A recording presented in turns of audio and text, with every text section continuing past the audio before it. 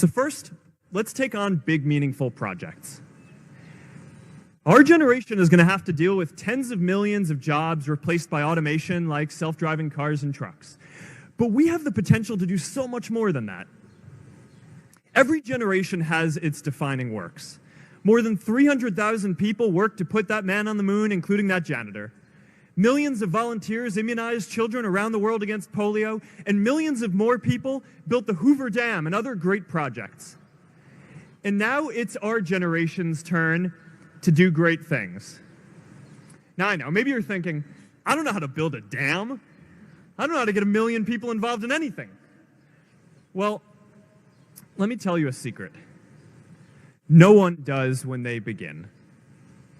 Ideas don't come out fully formed. They only become clear as you work on them. You just have to get started. If I had to know everything about connecting people before I got started, I never would have built Facebook. Movies and pop culture just get this all wrong. The idea of a single eureka moment is a dangerous lie. It makes us feel inadequate because we feel like we haven't had ours yet. And it prevents people with seeds of good ideas from ever getting started in the first place. Oh, and you know what else movies get wrong about innovation? No one writes math formulas on glass, okay? All right? That's not a thing, okay?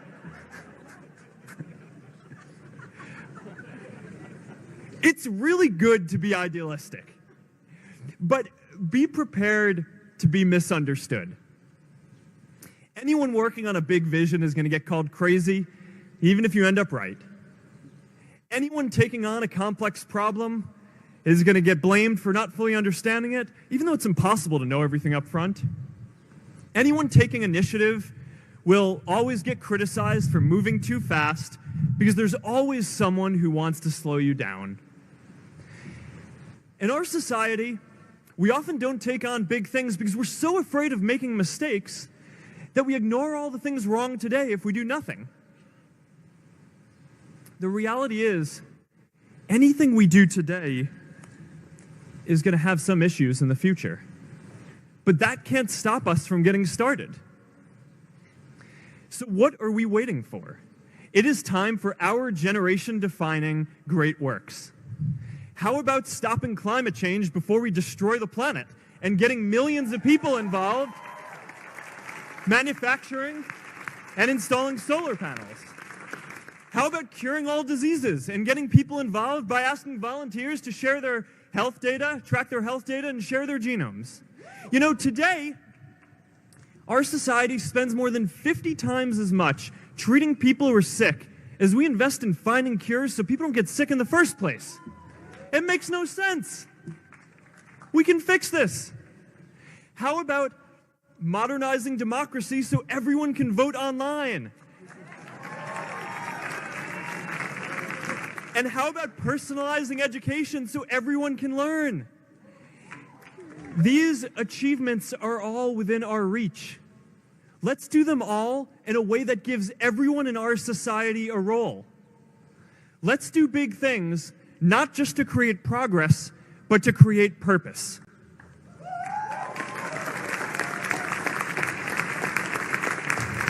I'm here in Palo Alto, California, chilling with Mark Zuckerberg of the Facebook.com. For the uninitiated or those without a computer, tell us, simply what Facebook is and what it does. So, I think Facebook is an online directory for colleges, and it's kind of interactive. So, if I want to look you up or get information about you, I just go to the Facebook and type in your name, and it brings me up, hopefully all the information I'd care to know about you, or a good amount of the information I'd want to know about you. What is it that you think attracted users? It's a lot of different individual communities.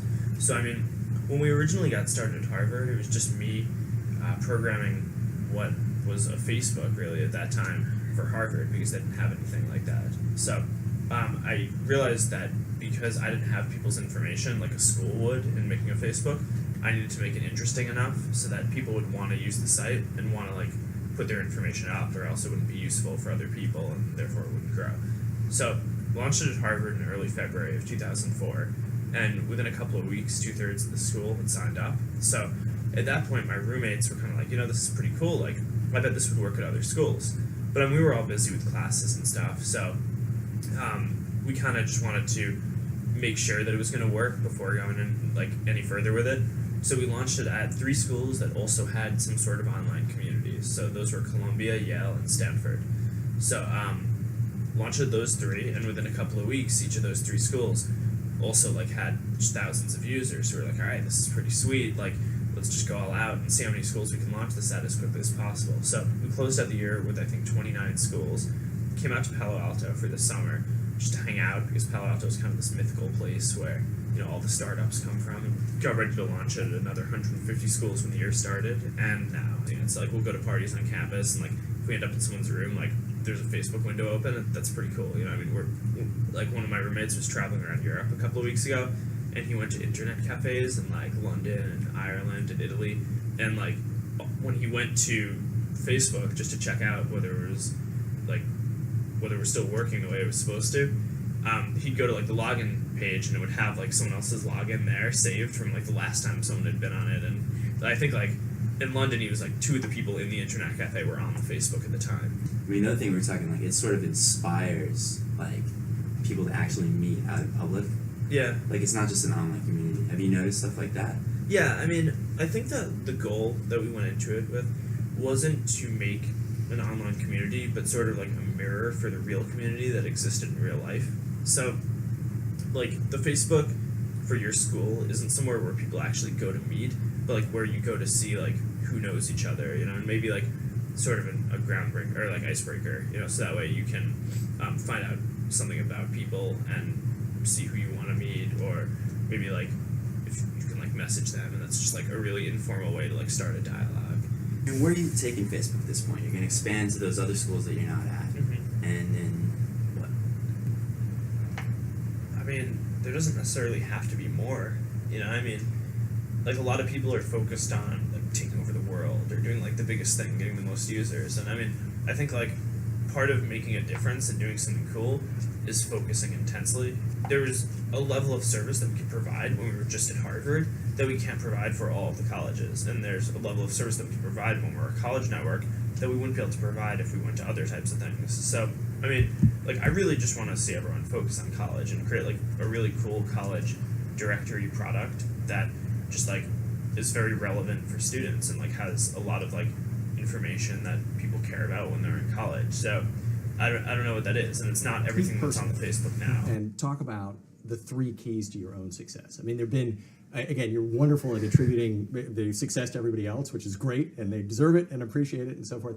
On the other hand, you've taken this thing going after an opportunity that thousands of people have gone after, and you are the one who has led this company to be the world dominant player in this right now. There are a million ways you could have screwed up. So what do you think the 3 keys to your success are?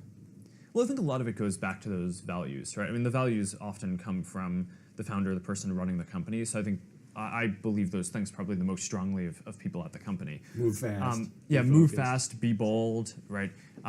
Focus on impact. I think, I think long-term focus is a really important part of this, right? We've had a lot of opportunities to optimize for the shorter term, whether it's in selling the company or in doing different products that would have benefited us in the short term, but not optimized for the long-term impact.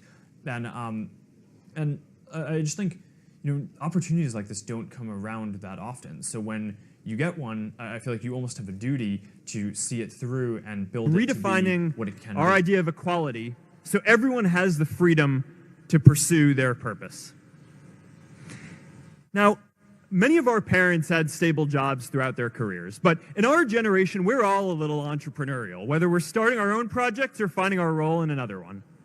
And, that's great, because our culture of entrepreneurship is how we create so much progress. An entrepreneurial culture thrives when it is easy to try lots of new ideas.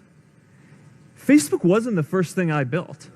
I also built chat systems and games, study tools and music players, and I'm not alone. J.K. Rowling got rejected 12 times before she finally wrote and published Harry Potter. Even Beyoncé had to make hundreds of songs to get Halo. The greatest successes come from having the freedom to fail. Now, today, we have a level of wealth inequality that hurts everyone.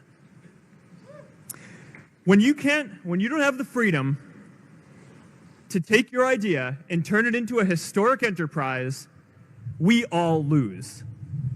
And right now, today, our society is way over-indexed on rewarding people when they're successful, and we don't do nearly enough to make sure that everyone can take lots of different shots. Now, let's face it, there is something wrong with our system when I can leave here and make billions of dollars in 10 years, while millions of students can't even afford to pay off their loans, let alone start a business.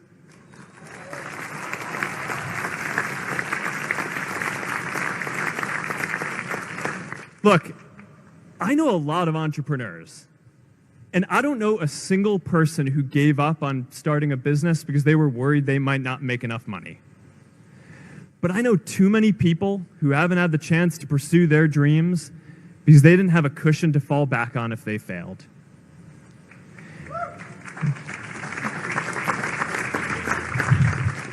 We all know you don't get successful just by having a good idea or working hard. You get successful by being lucky too. If I had to support my family growing up instead of having the time to learn how to code, if I didn't know that I was going to be fine if Facebook didn't work out, then I wouldn't be standing up here today. And if we're honest, we all know how much luck we've had to get to this point in our lives. Every generation expands its definition of equality. Previous generations fought for the vote and civil rights. They had the New Deal and Great Society. And now it's time for our generation to define a new social contract.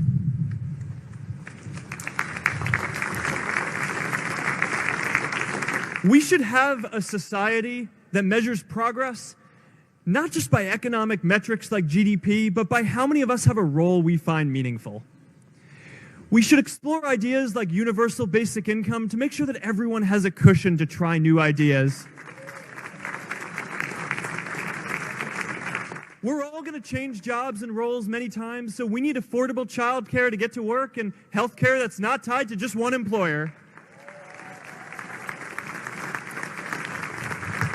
And we're all going to make mistakes. So we need a society that's less focused on locking us up and stigmatizing us when we do. And as our technology keeps on evolving, we need a society that is more focused on providing continuous education through our lives.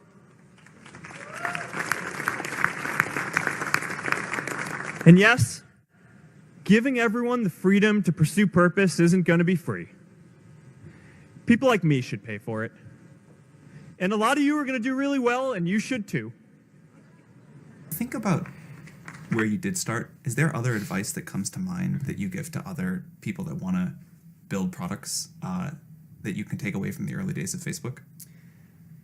Yeah, I always think that you should start with the problem that you're trying to solve in the world and not start with deciding that you want to build a company, right? I mean, the best companies that get built are things that are trying to drive some kind of social change, even if it's just local in one place, more than starting out because you want to make a bunch of money or have a lot of people working for you or build some company in some way. So, I always think that this is kind of a perverse thing about Silicon Valley in a way, which is that, people decide often that they want to start a company before they even decide what they want to do.